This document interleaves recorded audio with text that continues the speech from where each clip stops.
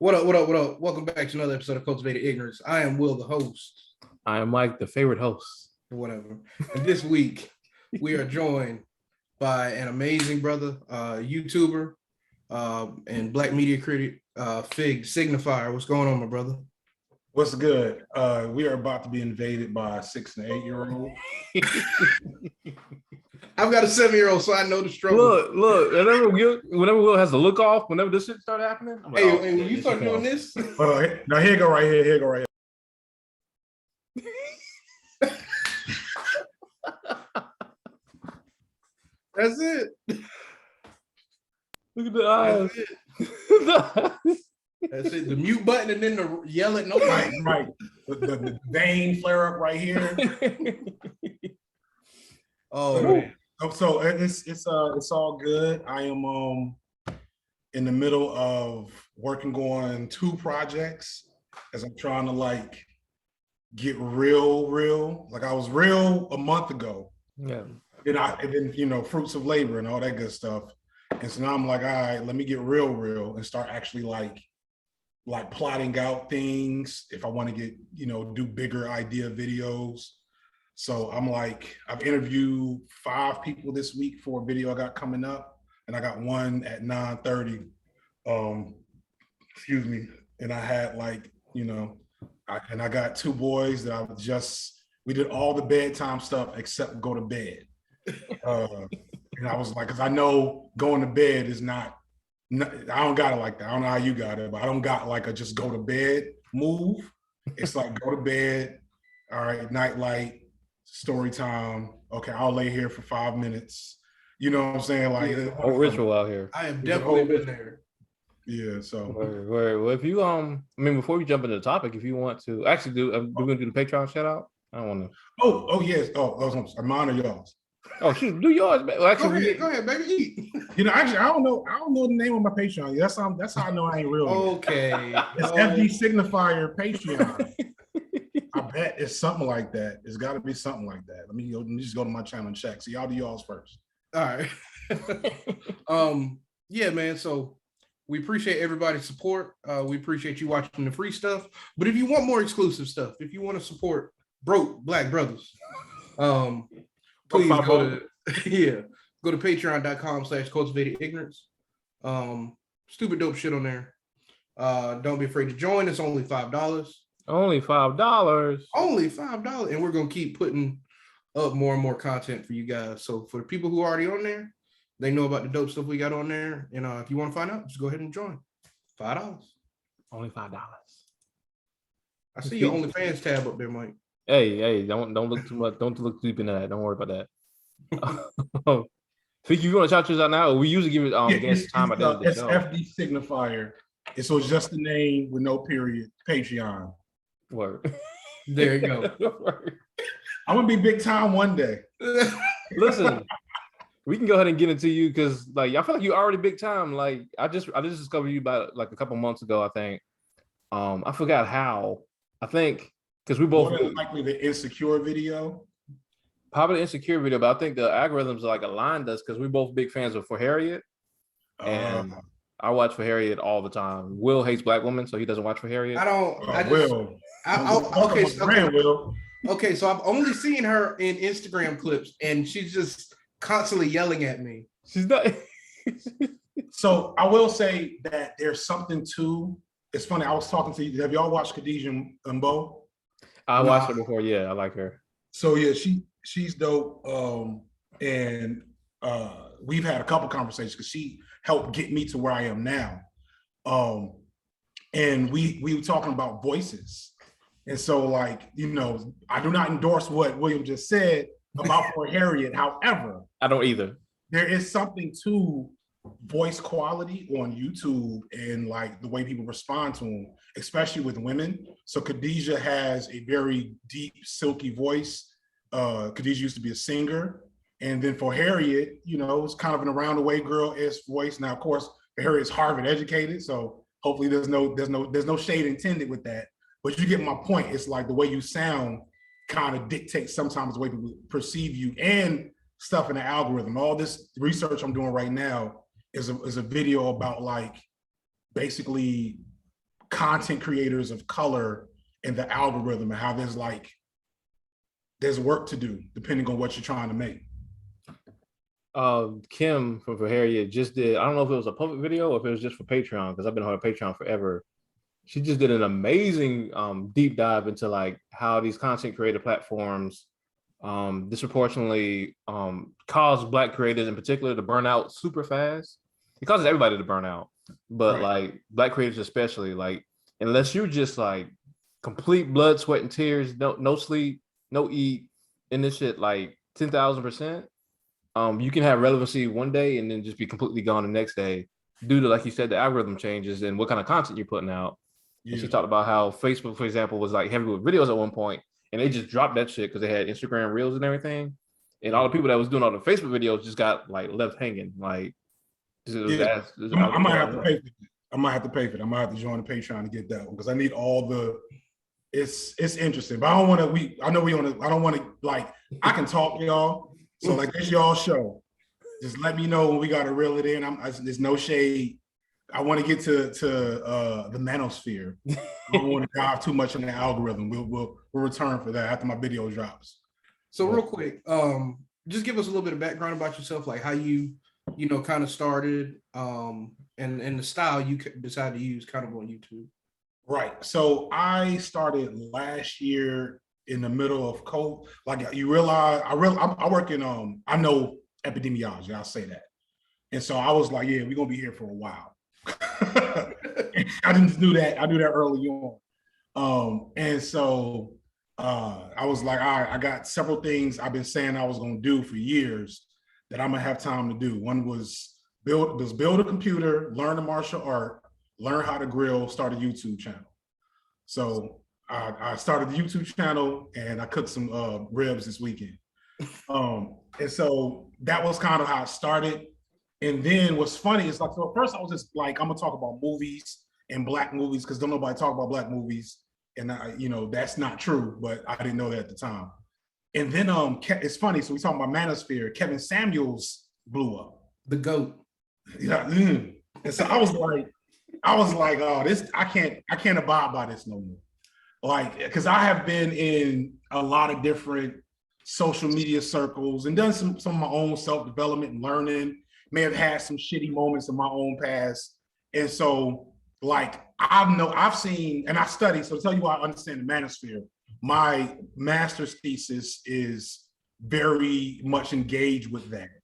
And then my PhD is explicitly about Black men adjacent stuff to that. And so I know that as funny as Kevin Samuels joning people is, it's really unhealthy, especially for Black men, to consistently like dive into that type of content energy. And so I was like, what if I could make the type of content I'm not seeing, and just to be a yang to that type of energy on YouTube. And so that's really what changed the trajectory of my channel. And then suddenly I did a video about Bo Burnham and I have like this huge white fan base now. So I'm trying to like balance that out.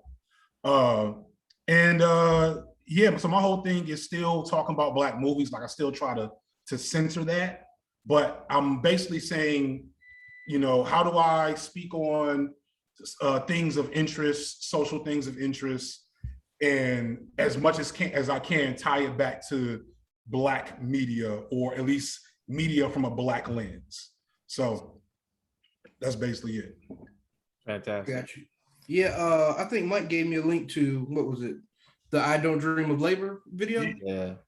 Which was really crazy because you connected things in such a way that was easy to digest, but most people have just never even thought of. So I really appreciate you for that. Like the John Henry thing was really cool. Utah and Eddie Murphy and Dolomite back to each other was really cool.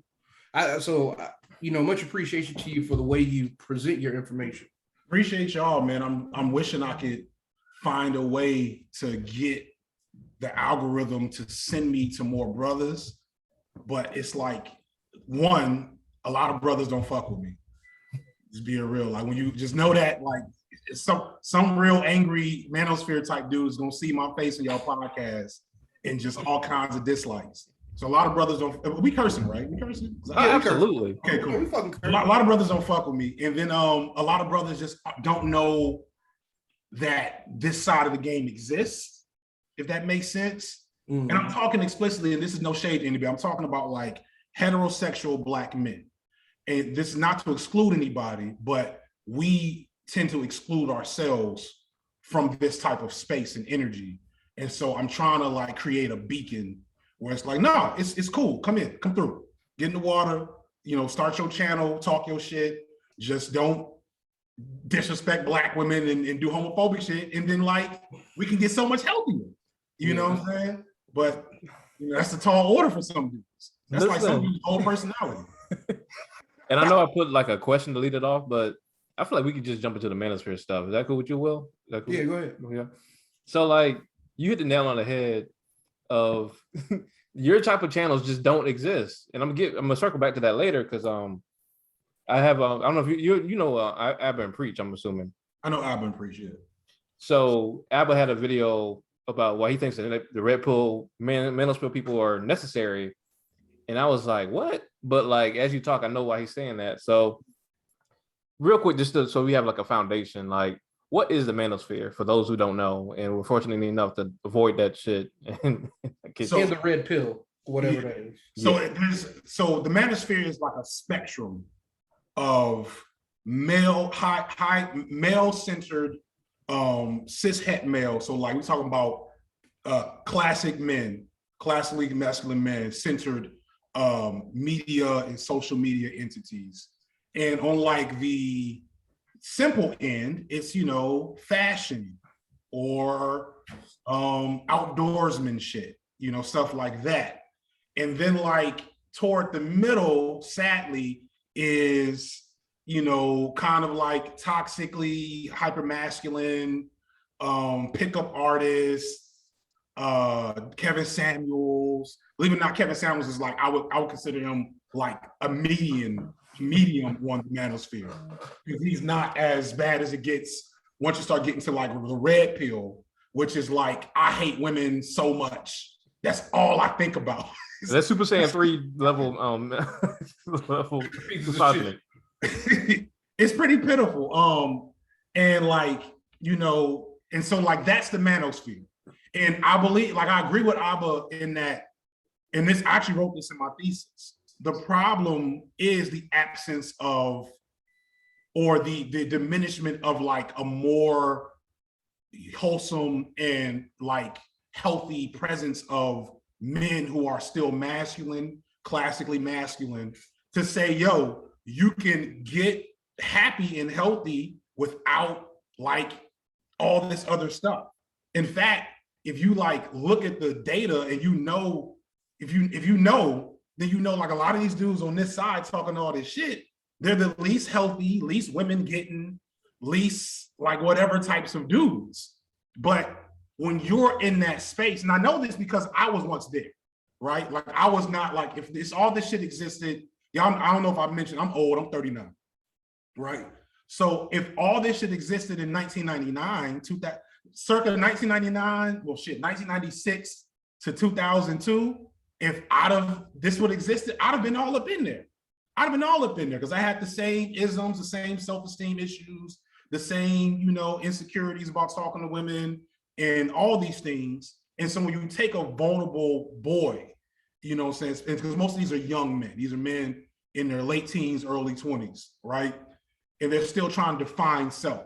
When you take them in their space of vulnerability, when they are struggling to make intimate connections and struggling to find a place in the world that's getting more and more complicated, and you say, you know what the problem is Lil Nas X. You know what I'm saying? The problem is what the problem is. Right, you know what I'm saying? It's Lizzo. If you tell them that and you can draw a strong enough line, they'll die for that shit, like literally some of them. And so that's kind of like, as a whole, the Manosphere is just a spectrum of male interest social media entities, the majority of which I would say are toxic, not just to women and LGBTQ community, but to the men themselves, and they don't know it. That's the key is, and they don't know it. And I think the reason we're having this show in the first place is I'm raising the question of, do they not know it? Because America still has not fully grasped how to properly love boys and men, and now they grow into these bitter individuals, or is it just like dudes just wilding, because we're not going to deny, like, the profitability of dehumanizing women, dehumanizing other men, putting yourself out to be this, like a Kevin Samuels, this guy who could just shit on people on camera and get away with it, go in their little designer suits or whatever, and go about the business. But does America still not know how to properly love boys and men, and this is what the result is? Or well, most definitely. Most definitely. America's not interested in loving boys. That's not efficient, especially Black boys. There's no value add as far as they see. One of my homeboys wrote on like Twitter or something that Black men and boys are not allowed to be victims of anything until they're dead. And then once they're dead, they can be humanized.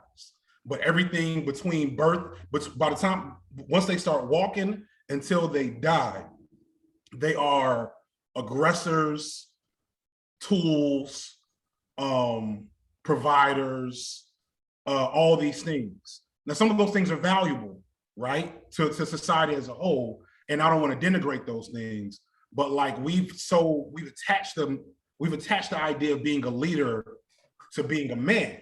And so you have men that think you have men who are kind of not good at things that think they should be leaders. If you have women and other folks that are great leaders that can't lead because either they're not a man. And understand, so we're talking about patriarchy. Patriarchy, the one thing I don't like about the discourse about patriarchy in social media in general is that we don't have enough language to describe how women participate in patriarchy. And part of that is because nobody's trying to hear that, like from men, and I understand why. And part of that is because, like, it's hard to explain, but we haven't got there yet. You know what I'm saying? I think that's on the horizon, but like we haven't gotten to the point where we're willing to talk about how the system of patriarchy is like a system. It's not just a bunch of niggas going to a room and plan out the patriarchy. You know what I'm saying? The people that taught me the most about patriarchy in my life were women. You know what I'm saying? It's my aunties, it was my cousins. You know what I'm saying? It was a handful of teachers. Because women are required to teach the patriarchy to the boys just like men are, and you have a generation of men mostly raised by women. You can't possibly have the reproduction of patriarchy without women's participation. And I can go on forever, so I'm stopping. No, you good. Were you about to say something? No, I'm just listening because I don't know anything about the Manosphere, like, whatsoever. I know Kevin Samuels is God, but besides that, like, I'm pretty much out of it. So let me start with this. What has been y'all's personal journey as a boy into manhood with experience and love in general?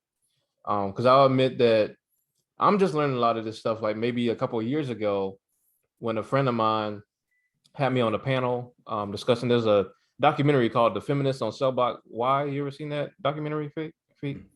Oh man, there's this dude named Richie Rosita, I want to say his last name was.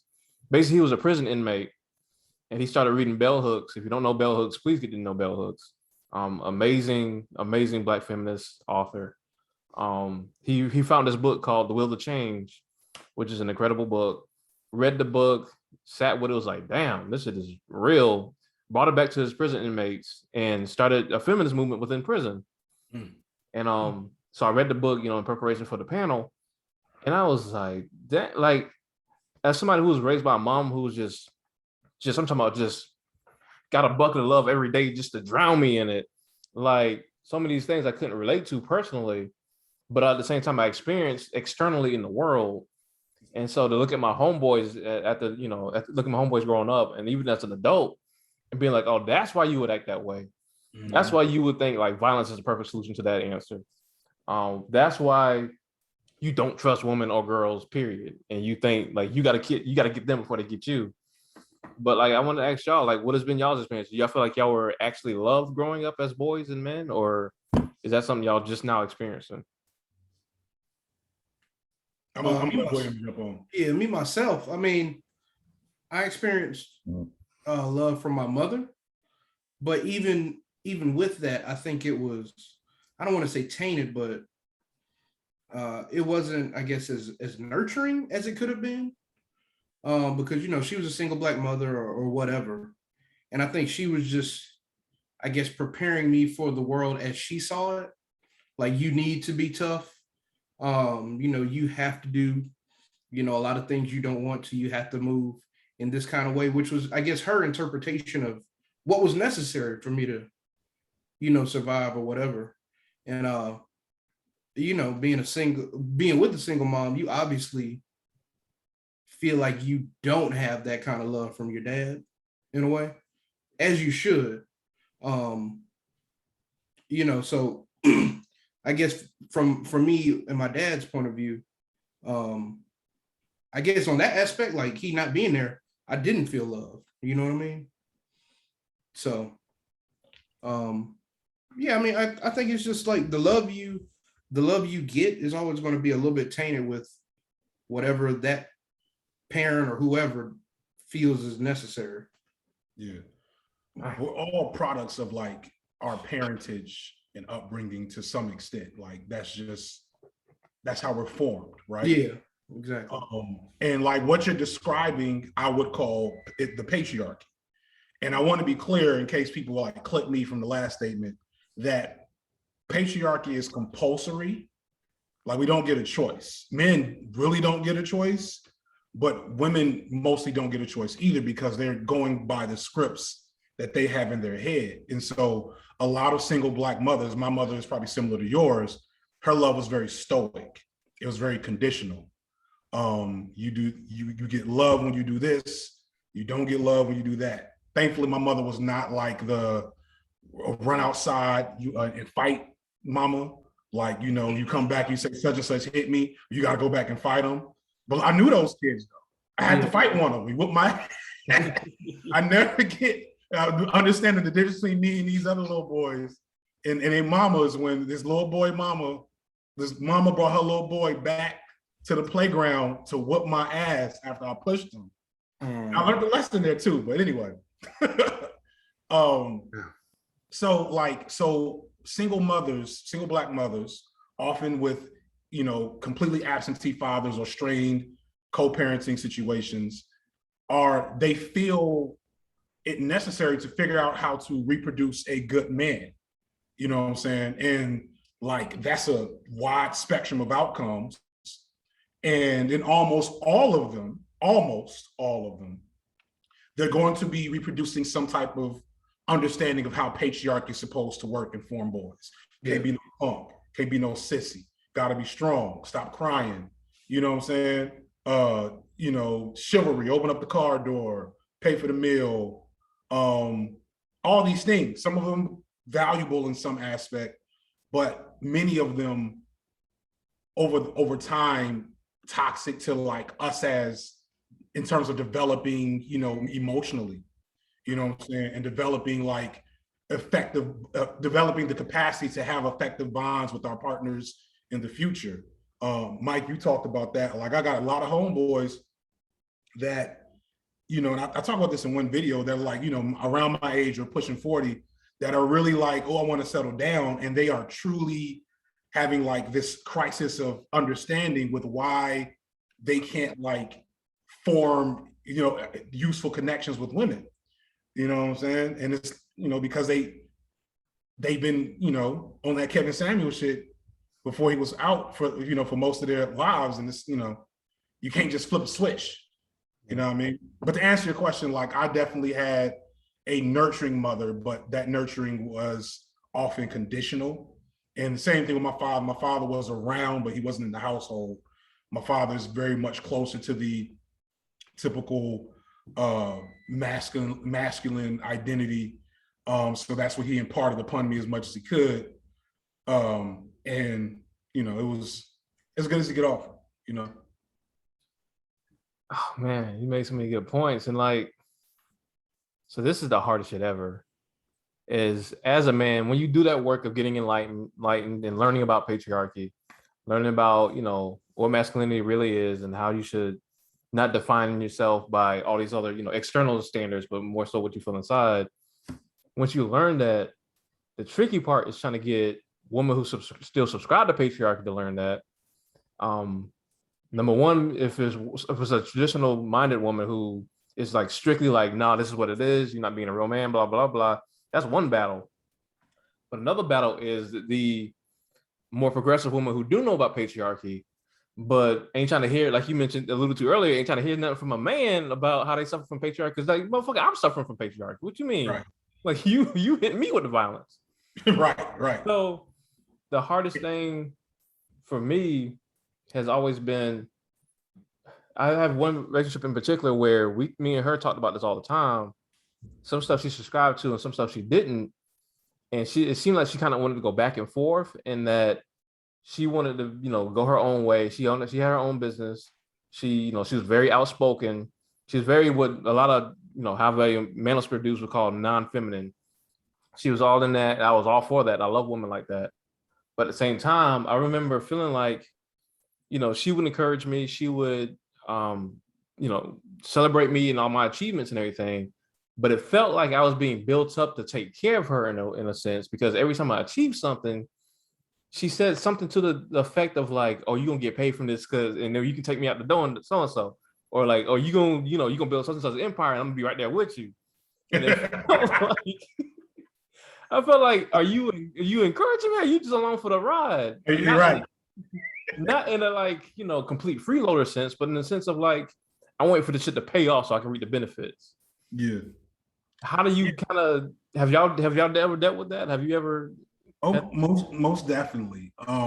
At the risk of you know, offending people, I really think that even the most woke women really underestimate how invested they are in patriarchy. And how do you tell them that? You know what I mean? Like, it's hard to, that's, you know, it's hard to tell women anything in general without like coming off wrong. And you miss shit. I miss shit. But there's been so many moments where, you know, and I don't think I'm alone in this because you're describing a similar experience where it's like, you know, are we just going to kind of have a patriarchy checklist and we're going to erase all, we're going to whittle it down to like 12% patriarchy. And, you know, I'm gonna need you to just hold down this 12%. And like, you know, I say for everybody, do what makes you happy and what works in general. But it does mean something to me. Like me and my wife are like that, where like when we met, I was a teacher and she was you know, still, she was in grad school and working you know, what's the word I want to use? A service job. So she wasn't making much money. And I was the breadwinner at the time.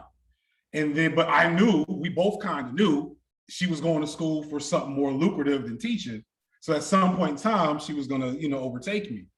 And it was all good until she started really feeling that weight.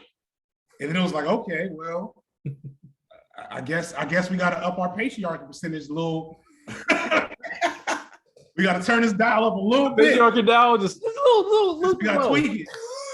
You know what I'm saying? And that's cool because it worked. You know, like it works for us to have that engagement. But it meant something for me to at least let her know, like, look, this isn't me naturally doing this.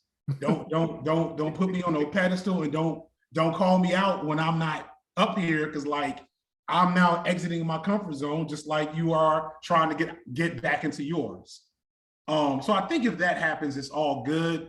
But I think it would be useful, especially if we're talking about diffusing the manosphere, because a lot of men don't have the language to do what we're doing now, which is like relatively effectively speaking through that conflict, hopefully communicating that to our partners well. a lot of men will just say, and bitches don't know what they want, you know, whatever. And it's like, that's kind of and that's kind of why I want to like talk to dudes, because I feel like, so one, maybe you have to find another partner, right? And I think if men set this, like men, the Manosphere believes that women have all the power in these relationships, and that's not true at all. Men, we still have most of the power. We live in a patriarchal society. So I feel like if we got enough men together to say, hey, if y'all would chill the fuck out, you know, read a little bell hooks, you know what I'm saying? Maybe some Pat Hill Collins. I'm gonna just drop all the names. And like have some conversations with women about like fully expecting to be treated as a person. You know, Black men especially are so fetishized in the media that we're now naturally these caricatures in our own heads, in the heads of our partners and our women, even our parents and mothers. They fetishize what a Black man is supposed to be. And none of us get to really be ourselves until we, if we're lucky, read some good books about the shit. So, you know, men need that to hopefully have those conversations. And hopefully, I think there are a lot of women that are open to it.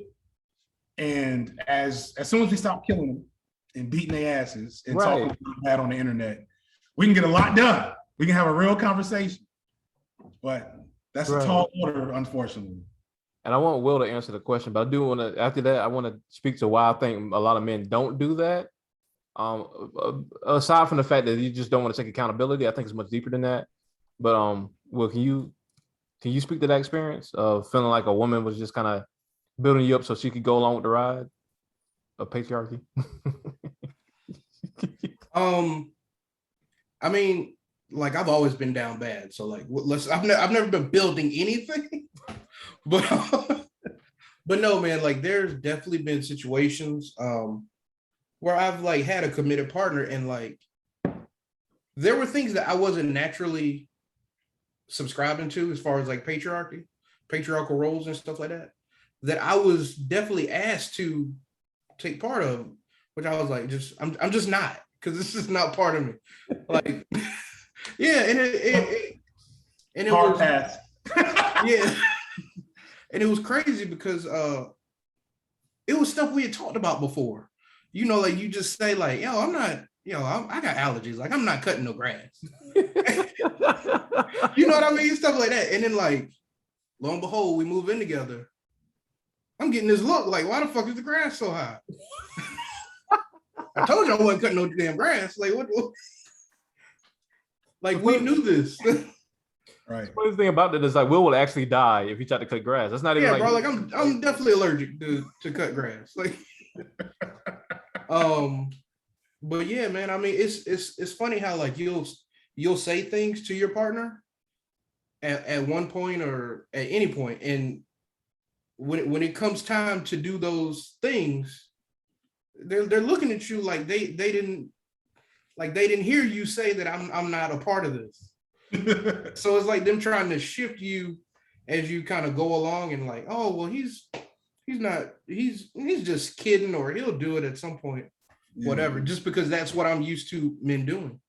I don't even know if it's used to though, because like the whole thing about, so aside from the obvious of Kevin Samuels and just the blatant disrespect to Black women, and clowning a couple of brothers, the other thing that Samuels does I find so egregious is he presents this like pull yourself up by the bootstraps bullshit to like these Black men who are, you know, down bad.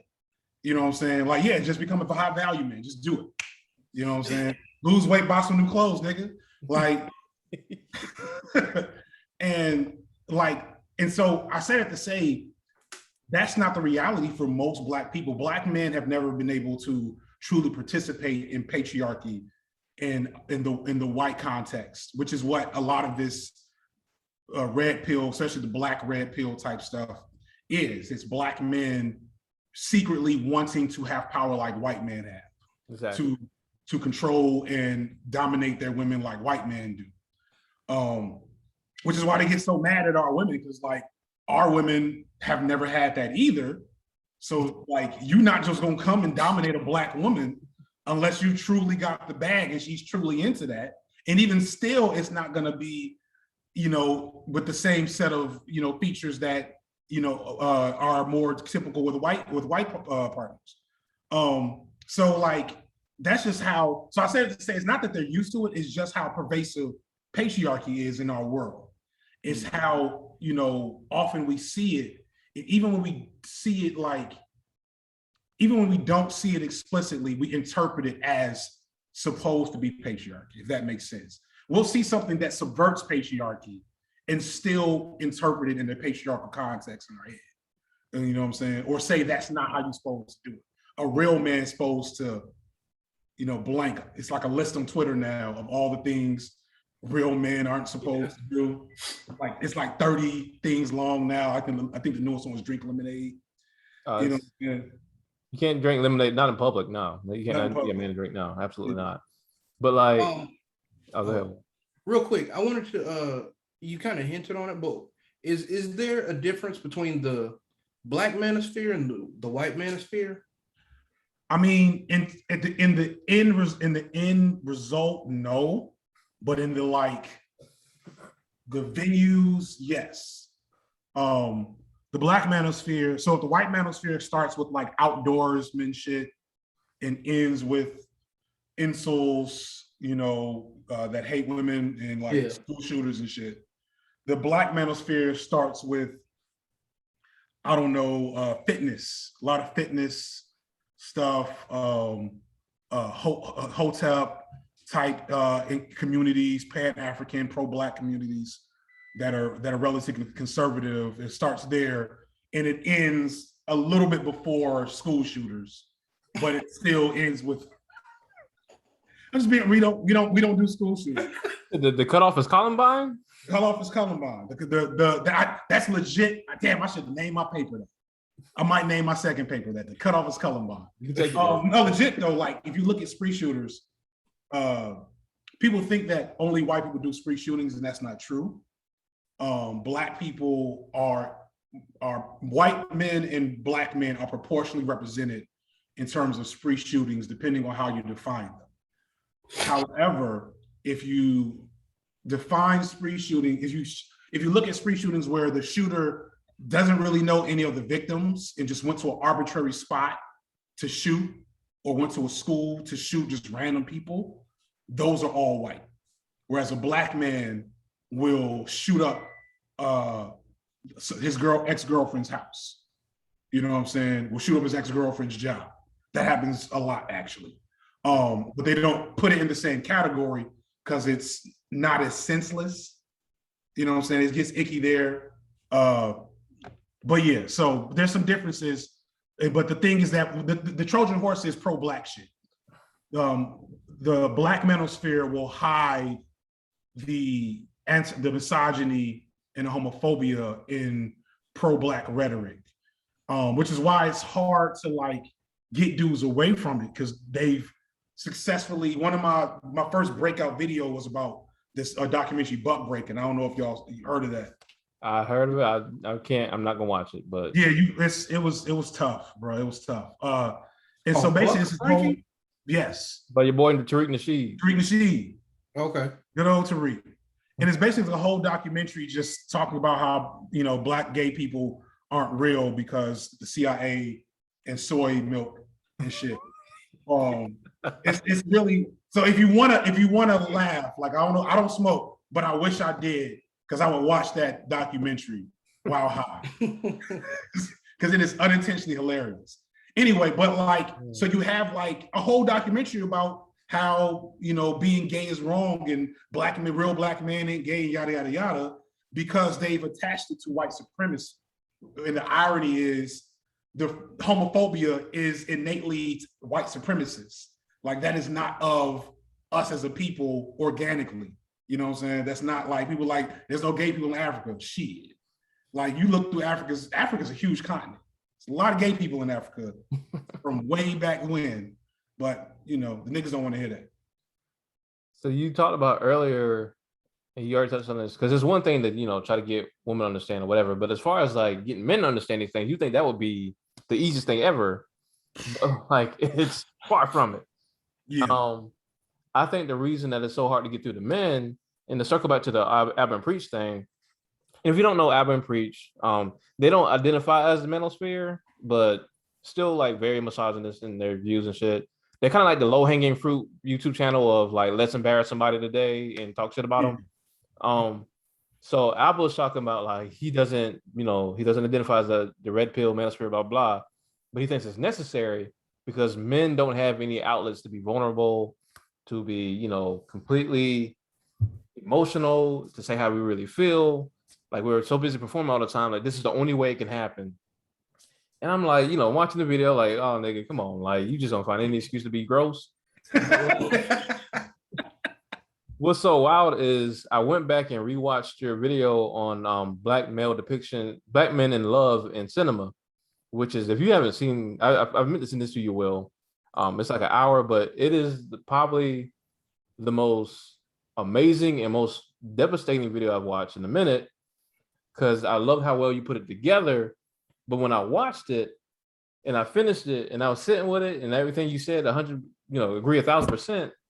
But I was like, wait, bro, I've never seen anybody else talk about this thoroughly, this in depth, this historically, this contemporarily. Like, I don't know anybody else who's done this. Like, me and Will have these conversations, reoccurringly on our podcast.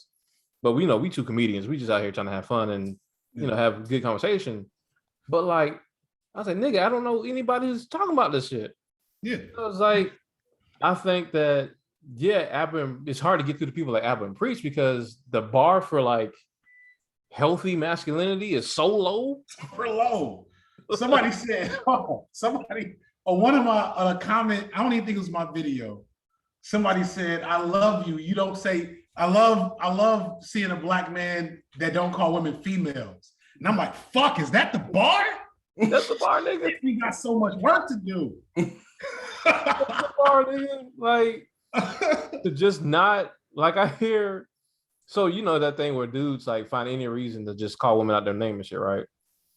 So like, it's almost like dudes like, they call men like you or like me a simp because we don't, shit on women. But like the effort you see of finding a woman who's actually doing some fuck shit, like a woman who's actually dogging dudes out, right? Actually using and abusing men. The effort they take to like find that woman and be like, see, this is what these bitches be doing. Like, it's like you couldn't wait to say that shit. Bro, you can meditate with all that effort. So when you're a man, that's a full-on therapy session you missed out on. Right. So as a man that, is just like, just not gross, who still has the vent about women, because, we're still human beings, we're still heterosexual men, women still get on their nerves sometimes, to like vent the woman about woman and never call them a bitch, never call out her name, never disrespect her. Women be looking at me like, oh, that's actually, I can't. This is amazing. Are you gay? Are you gay? Are you gay? Like, I hate to throw that shade, but like, tell me it's not true to an extent. I guess what I want to ask is we only got like a few minutes left. This is good. We got to start doing these 2-hour podcasts and figure out some way. But do y'all see it getting better? Like, do you see men? This sounds so goofy. Do you see men's ability to hold women accountable and themselves accountable without being gross as a growing trend, or is it still like in the gut out here? I'm gonna let William go first. What hit me with the heavy blowout? William, give us some optimism. Give me some optimism to build from, bro. Hey, look, man. These bitches don't know what they want, man. Okay, these bitches don't know what they want. No. Oh boy. I have no optimism because I feel like social media dumbs everybody down. And that's what people tend to latch on to. They tend to latch on to the low-hanging fruit, like whatever is easiest to latch on to, whether the opinion's right or wrong. Like I truly feel like we're devolving as a society due to social media. So I have no hope. Next. I think it said devolving, like we're going backwards. We're going backwards. There's probably some research out there for that. I don't know. So I have hope because the thing that hasn't happened, there's still tools in the repertoire, like this conversation we're having now in public. The thing that, here's the thing, healthier dudes, healthier men don't need to do all of this. We talk to each other, we engage. All my homeboys think like me, or they wouldn't be my homeboys. I'm a little more progressive than some of them, right? But like, none of my homeboys are, you know, Facebooking about Lil Nas X and shit. None of my homeboys call women females. All of us used to. And women said, hey, stop doing that. We was like, oh, my bad. And that was it, right? So the healthy dudes, there's a lot of healthy dudes out there, but we have been minding our business. I think that's something that Black men do, especially Black men with something about them. You know, you get up in people's business and folks start getting in yours, and suddenly maybe you lose what you got. You know what I mean? So I think a lot of healthier men are just kind of quiet. They just mind their business, taking care of their kids, they girl, whatever. And so if we create more spaces for those men to gravitate to, and we create our own like gravitational well, that's what happened with you know, BreadTube. You know, the Incel and all that stuff, Gamergate. I don't know if y'all familiar with that. No. That was like, how old are y'all? If y'all want to be asked. Gamergate was like, what, 6-7 years ago? Yeah, it's like 2014, 2015. Yeah. So that is like the genesis of the modern red pill, alt-right, whatever, is a lot of that Gamergate energy. And so in response to that, LeftTube or BreadTube was born. And that's how you get all these, you know, leftist, progressive figures talking on YouTube and, you know, blogging and other stuff. And like, and now, instead of just the internet being full of these awful dudes, it's at least a battle. You know what I'm saying? A battle, I would argue that the LeftTube is winning, at least based on numbers, right? And money.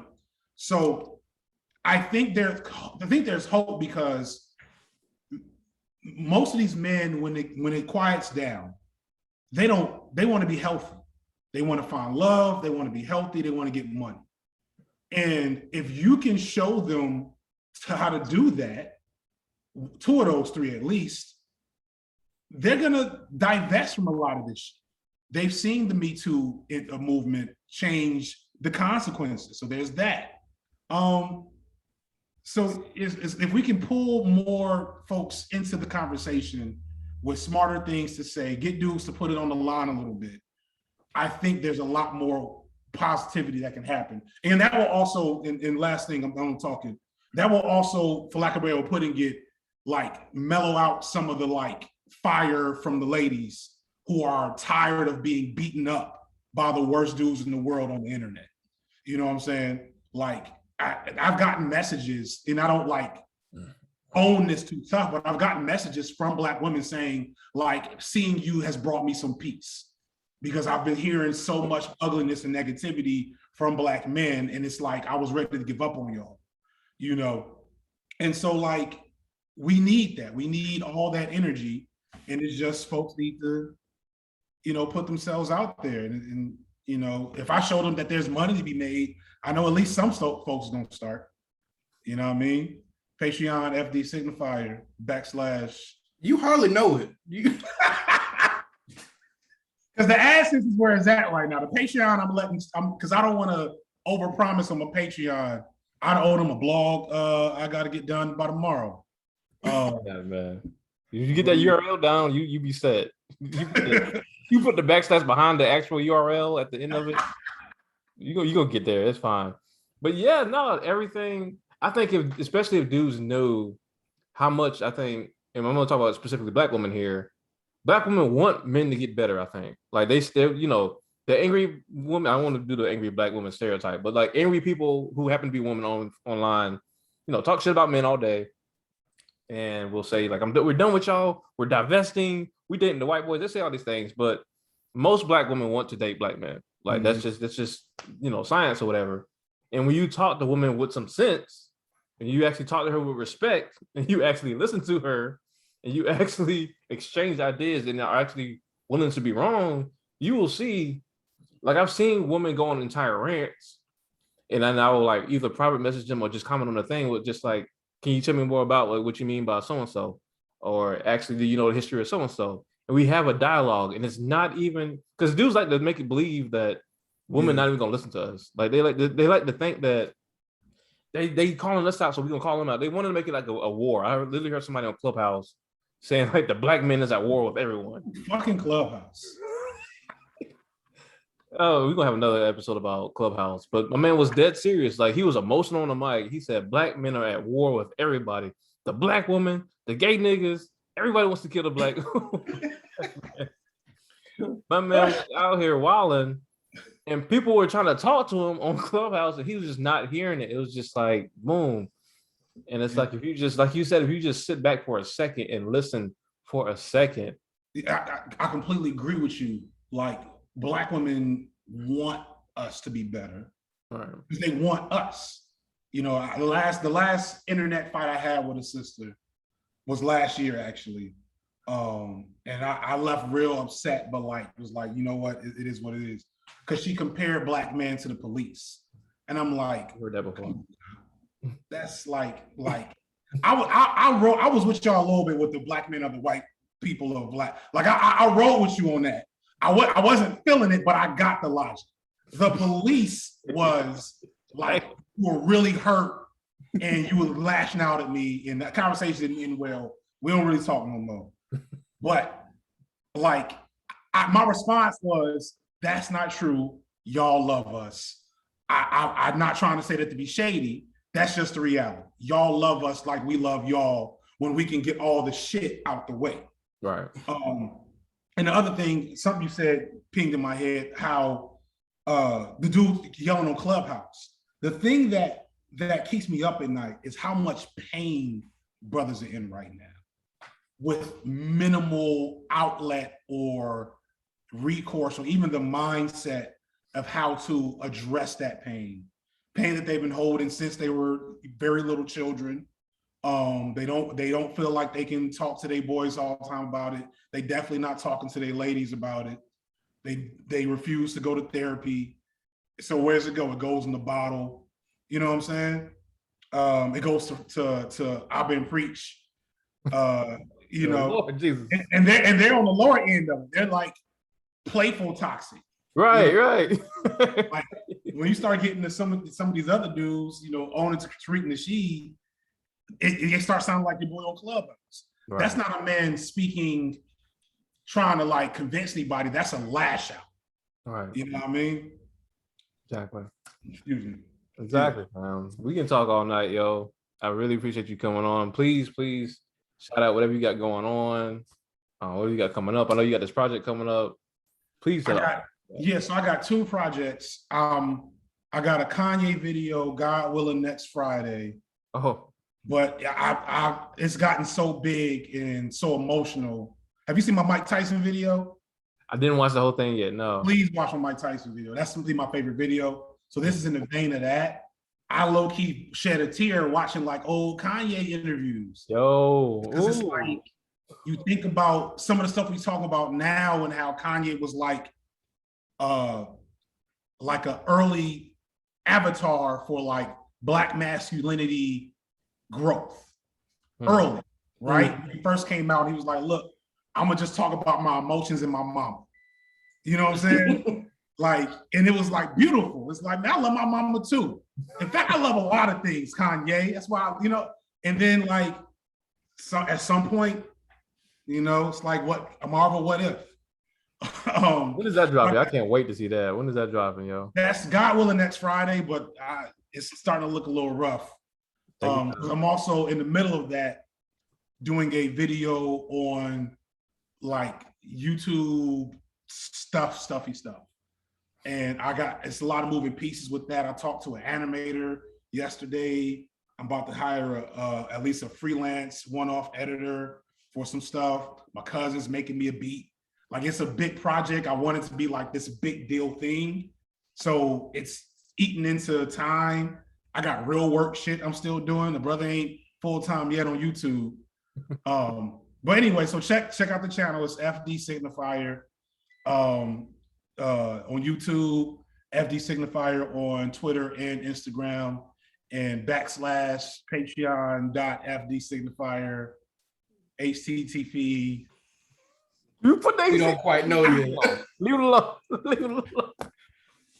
Just Google it. Hey, just Google FD Signifier. Go to the channel. It's a little P in the corner on the banner on the channel. You can find it there. It's in there.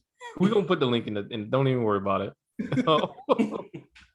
You got any last thoughts, Will? Are you delivered from the Manosphere now, or are you gonna stay? I still find Kevin Samuels very entertaining. You know, and listen, I still watch wrestling. You know what I'm saying? I still listen to Kanye's album. We all got our vices. Hope you listen to that Dookie he just put out last time. Oh, Dookie. Dookie. I mean, like, what's Dookie to a Kanye album? A Dookie Kanye album is still shiny Dookie. So I have been trying to do this. I've been trying to judge an album for what it is instead of against an artist's other work. So it's probably not bad. It's just not Kanye. It's just not good Kanye. Yeah, it's not good Kanye. Good Kanye, never. We probably never getting that again. Probably not getting healthy Kanye again. But he had it's a couple of joints on there that really spoke to me. The 24, Jesus is Lord, all the real Christian stuff. And I ain't religious. I grew up Muslim. But like when that man talks about God, you can hear him being normal for a second. Yeah, I will agree with you there. It's a shame he wasted an Andre verse. That's really what I'm. Oh my God, that's a whole other podcast. Y'all about to have me. Let me go get my kids, bro. I wasn't ready to cancel Kanye for real, bro. Until I heard his verse on that song, and I was like, how dare you disrespect Andre Benjamin like that, and his mama, and your old mama. Mama, give me my red hat. Man, I holler at y'all. But you was mad, but that's the best Kanye verse you heard in years. No, he no, I refuse to acknowledge that. That song is just Andre Benjamin's real quick verse. That's the end of the song right there. That's it. Speaker, we appreciate you, fam. Please go teach your kids. Thank you so much for taking the time out. For real, like we definitely gotta have you back on, fam. Most definitely. All up, man. This is fun. Appreciate you, brother. Absolutely. Take care. For sure. Are we still doing the thirst of the week real quick? Do the thirst. Shut your thirst out. Yeah, let me get my OnlyFans back up here. Where we at? That was a dope conversation. So I'll get this bullshit out the way.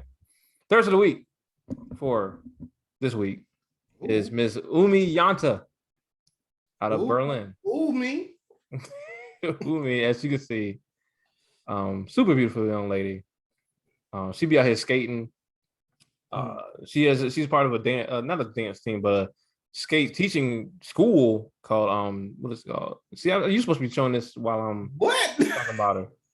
It's called Jam Skate Club, where they teach you how to be like just an amazing jam skater. She be doing here doing some like impossible, like some crazy shit. I'm trying to find a good video. I feel like I've seen her before, just relatively recently. She's been on over. She's been on commercials lately. She really was blown up, especially over the past year. I gotta find some shit of her just doing like, I'm talking about like zooming through the streets, looking like she about to, like if she fell, like it would be a bad gonna be a wrap. But she got the Adidas joints, right? Just very dope individual, as you can see. Beautiful dark skinned woman. We always celebrate that. Check her out, man. Instagram at Umi Yanta. For those listening, it's spelled OUMI_JANTA.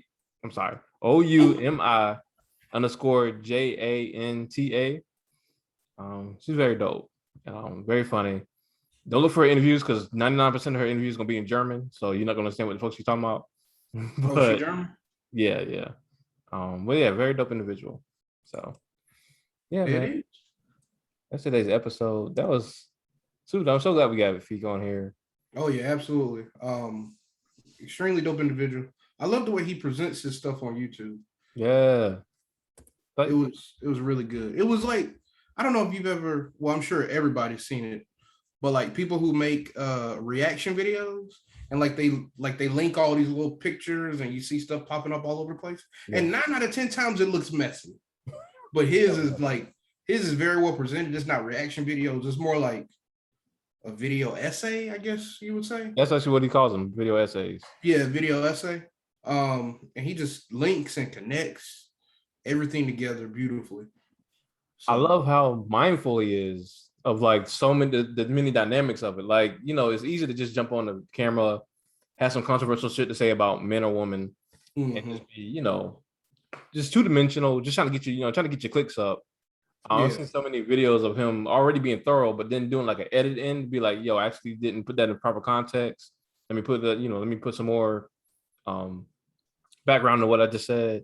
Oh yeah, like how he cut away a couple times. Yeah, like it just shows like he's very intentional about what he's doing, and he's very passionate about it. And we need more videos like that, man. Like I don't know any other black men out here doing that, heterosexual black men out here doing that. So please check him out, FD Signifier on YouTube. Yeah, man, that's gonna be the episode for today, man. We appreciate y'all. We love y'all. Why do you? Ooh, that was all saliva, no substance. Then you went for the double tap? Stop. You insist on having a seizure live on show. We love y'all. We'll see y'all next time. Peace.